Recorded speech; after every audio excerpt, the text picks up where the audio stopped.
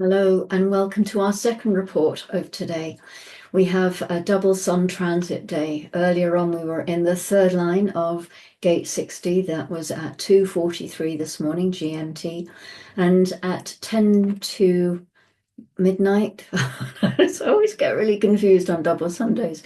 Yeah, we move into gate 60 in the fourth line, and it's called resourcefulness. I'm not feeling terribly resourceful about this, about getting my timings right. But anyway, trust me, we have two suns today. So the fourth and the fifth lines in this hexagram have a very special advantage. We know that they are, by their very nature, transpersonal. Upper trigrams, always transpersonal. They can go across the channel and recognize that there will always be that process at the other end. Built into the genetic recognition of the 60th hexagram is that the third hexagram and its mutative capacity is always waiting on the other side. People who have the fourth and fifth lines of the 60th hexagram have a deep capacity to accept temporary limitation and the constant recognition, the constant deep knowing within them that mutation is something that is always possible, or that it will always come. And it happens that way because they meet it all the time. It is a force in their lives. This line is called resourcefulness. It lies in being able to release oneself from the pressure to mutate. In recognizing that, by accepting the limitation, you know the mutation is going to come anyway, because you know that there's a third gate at the other end. With this knowledge comes the knowing of the basic pulse.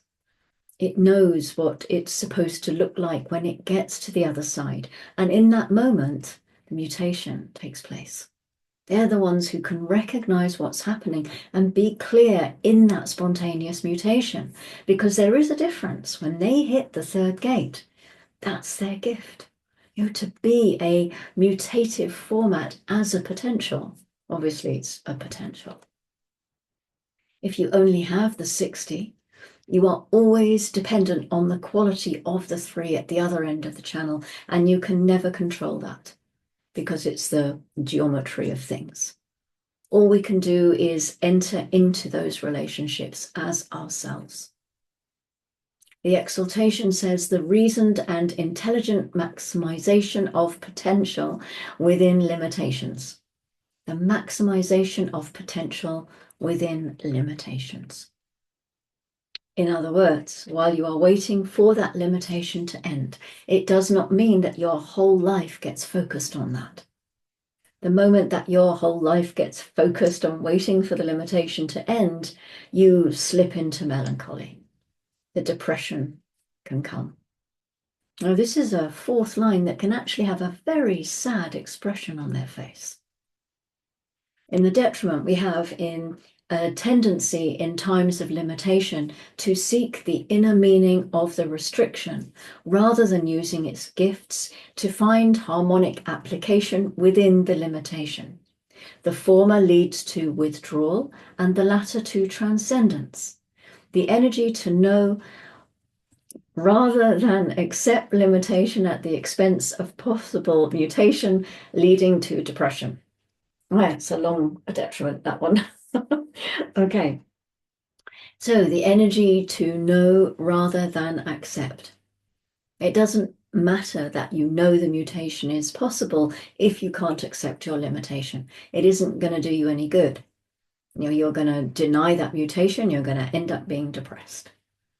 Just because you know that a mutation can happen, it doesn't mean it will. And for some people, that's terribly depressing. Now, after all, this line is here to externalize the limitation and to externalize through that limitation the potential for mutation. Whenever the individuals are dependent on others, you're going to find a problem, because individuality is not inherently social. Transcendence is always possible. In being fixed in accepting the limitation, the detriment in this case is always going to have difficulties with that. And as the line says, the energy to know rather than accept limitation at the expense of possible mutation, leading to depression. It's very important for anybody who has the fourth line of the 60th gate to recognize that the moment that they understand that the third gate is there and will always be there for them, this is the opportunity for them to accept the limitation and work within it. Individuals do not like being limited, but the limitation always has to be there for them before transcendence can be possible. There can be a profound depression in this line, and the detriment is fixed in Venus. So if you have this detriment in your Venus on either side of the chart, you may see the world in a moralistic way. There may be a depression because of all the good people or all of the bad people. This is an energy that Venus can bring. It's our values. Knowing about this mechanic can be very helpful. Knowing how mutation works and the fact that it is always something that is possible for them. This can be a game changer almost. It can make a big difference in the life of a 60 line 4. So the earth grounding this line of resourcefulness is gate 56 in the fourth line, and it's called expediency. Perhaps the 60th gate in the fourth line doesn't want to wait for the right timing for the mutation to come along. Gate 60 is a generator gate, of course, so there can be frustration here, as well as the potential for mutation or depression. I was going to say depression. I don't know why I said mutation. Anyway, for all of these lines, it always comes back to type, strategy, and authority. And then the lines will operate correctly. Not necessarily according to the text in the Rave I Ching, because remember that Ra told us that it was written for the not-self. But a fourth line will be fixed correctly. It will externalize correctly because it is operating through strategy and authority as a way of life. And then for any of these lines in the Rave I Ching, transcendence is a possibility, not just for this 60th gate. Because as soon as you start operating, consistently operating as yourself within strategy and authority, and the longer you stay within your experiment, and so the deconditioning works through you at a cellular level, nothing that you're doing, just something that happens as a byproduct of the mechanism, then you start to notice a difference in the way that you react or respond or have a relationship with the lines in the Rave I Ching. You can look at them in a way that like, yes, I used to do that. That used to be my way of operating. And now it's become a signpost for, okay, I'm being conditioned here. I can slip out of that. Because when you stop resonating to the lines in the Rave I Ching as a current in your life, as a sort of, okay, this is how I operate now. But you can look at them and like, oh yeah, I used to do that. I used to do that. It can become a really fascinating marker into how the deconditioning process is working within you.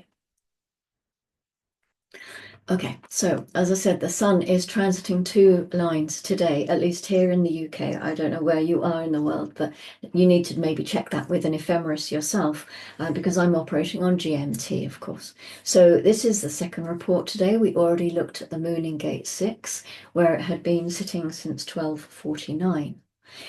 It moves into gate 46 just after midnight. This is the G center gate of the temple. The determination of the self, the love of the body. Gate 46 is an abstract sensing circuit gate, and it is the gate of serendipity, of recognizing that we are always in the right place at the right time. This can be a gate of discovery. It can be a gate of good fortune. And as always, with all of these gates, we have to say or not. So I will see you tomorrow or not for a 5th line, and enjoy a 4th line in gate 60 where yeah, I was going to start waxing lyrical, but I'm not going to bother.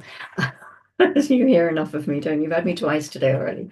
Put me down, walk away from. Anyway, go. I'm going. I will see you for the fifth line tomorrow, I hope. Until then, as always, go to